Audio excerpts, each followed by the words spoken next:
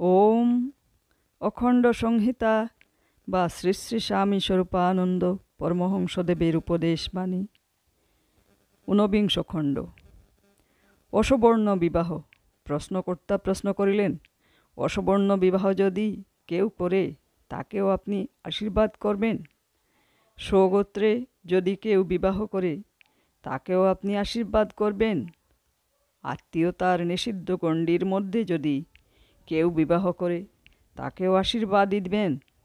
গম্যাগম্যের সম্পর্ক বিচার না করে যারা বিবাহ করবে তারাও আপনার সমর্থন পাবে?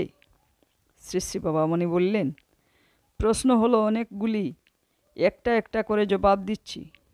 যে যে গোষ্ঠীর ভিতরে পারস্পরিক বিবাহ আদান প্রদান চলে এসেছে তাদের বলা হয় সবর্ণ।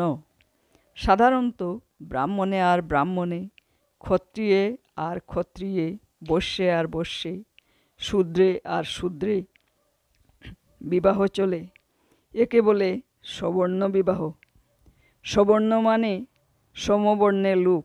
যে বর্ণের সঙ্গে যে বর্ণের বিবাহের চল নেই তাদের মধ্যে বিবাহ হচ্ছে অসবর্ণ বিবাহ। দুই বিভিন্ন বর্ণের মধ্যে বিবাহে সাধারণের আপত্তি কেন? এরূপ বিবাহে বর বা কনে বা উভয়েই বিবাহের পরে নূতন সমাজের লোকের কাছে আদরণীয় হবে না, উপেক্ষার, অবহেলার, অবজ্ঞার, অসম্মানের পাত্র হবে। উপেক্ষা কেন, অবহেলা কেন? কারো বা জাতিগত শ্রেষ্ঠতার অভিমান, কারো বা প্রথাভঙ্গজনিত নূতন পরিস্থিতির সঙ্গে যোগ্যভাবে বোঝাপড়া করার সামর্থ্যের অভাব। কুসংস্কারটা হয়তো সমাজের লোকের, কিন্তু একাকিত্বের দুঃখ ভোগ করে এই দুঃসাহসী নবদম্পতি। এই জন্যই মানবদরদী মানুষ মাত্রেই উপদেশ দিবেন যে বিবাহের পরের জীবনটা সমাজের লোকের সঙ্গে যুদ্ধ করে কাটিয়ে দিতে গেলে হয়তো অন্যদিকে নিজের কর্তব্য সম্পাদন করতে পারবে না। সুতরাং সবর্ণে বর বা কন্যা মিললে অসবর্ণ বিবাহ করার জন্য জেদ করার কোনো মানে হয় না। কিন্তু তবু অনেকে এমন বিবাহ করে।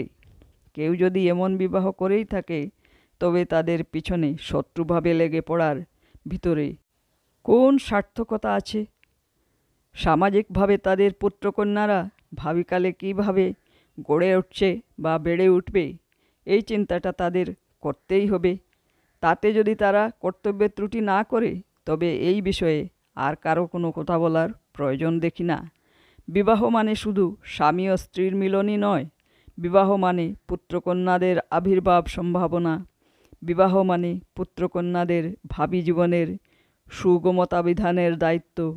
বিবাহ মানে পূর্বপুরুষানুক্রমিকভাবে কুলসংক্রামিত সদ্গুণসমূহের ক্রমিক অনুশীলন ও চর্চা তথা অসদ্গুণসমূহের বিলুপ সাধনের জন্য প্রাণপণ তপস্যা। এইসব শর্ত যারা পূরণ করতে পারে তারা যাকে ইচ্ছে বিয়ে করুক না। স্বগোত্রে বিবাহ কেন নিষিদ্ধ? শ্রী শ্রী বাবামণি বললেন, স্বগোত্রে বিবাহ যে নিষিদ্ধ হচ্ছে তার সুদূরবর্তী বিস্তৃত এক অতীতের কাহিনী হচ্ছে নরনারীর গম্যাগম্যতার বিচার। পশুপক্ষী কি গম্যাগম্যের বিচার করে? একদিন মানুষও তা করত না। যাদের মধ্যে যৌন যোগাযোগ আমরা মুখে উচ্চারণ পর্যন্ত করতে পারি না বা মনের কোণে নীরব ভাষায়ও উদিত হতে দিতে পারি না, তাদের মধ্যে ইন্দ্রিয়গত সুখানুশীলন একদা এই মানব জাতিরই পূর্বপুরুষগণের জীবনে নিশ্চিত ছিল। নিশ্চিত যে ছিল তার একটা প্রমাণ এই যে এখনও কদাচিৎ এমন অকল্পনীয় ঘটনা কোথাও কোথাও ঘটতে দেখা যায়। বলবে ওগুলি হচ্ছে মনোবিকারগ্রস্ত নরনারীর উন্মাদিত আচরণ, কিন্তু এইরূপ আচরণ কেবল অশিক্ষিত সাধারণ মানুষের মধ্যে দেখা যায়নি। ইউরোপের পৃথিবীখ্যাত দার্শনিকের জীবনেও এসব ঘটতে দেখা গিয়েছে। এই থেকে প্রমাণ হয় যে এখন মানুষ যা হঠাৎ করে বসতে পারছে অতীতের অনগ্রসর যুগে তা অবাধে করেছে। আর একটি প্রমাণ হচ্ছে নানা দেশের নানা কালের নানা শাস্ত্রের নিষেধ বচন। কোনো শাস্ত্রে যদি লেখা থাকে মাতাকে বিবাহ করো না, তাহলে বুঝতে অসুবিধা হয় না যে মাতৃগমন সে দেশে কাছাকাছিকালে কিছু কিছু লোকের মধ্যে নিশ্চয়ই প্রচলিত ছিল। মহর্ষি মনু যখন বলেছেন মাত্রা শস্ত্রা দুহিত্রা বা ন বিবিক্তাসনা ভবেত, বলবান ইন্দ্রিয়গ্রাম বিদ্যাং সমপি কর্ষতি, অর্থাৎ মাতা ভগিনী বা কন্যার সহিত একা থাকবে না, কারণ ইন্দ্রিয়গ্রাম অবাধ্য হলে জ্ঞানী ব্যক্তিকেও কুকার্যে লিপ্ত করে। তখন বুঝতে হবে যে তার উপদেশ দানের কাছাকাছি সময়ে ওই জাতীয় অপকার্য কিছু কিছু লোক নিশ্চয়ই করে থাকবে, নইলে বৃথা বাকবিস্তার তিনি করবেন কেন?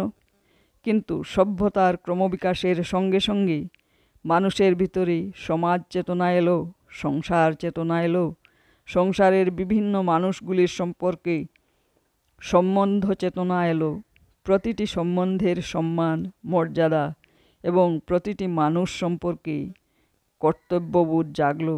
তখন মানুষ তার পশুত্বের স্তর লঙ্ঘন করবার জন্যে প্রণয়ন করল একদিকে কতকগুলি বিধির, অন্যদিকে কতকগুলি নিষেধের।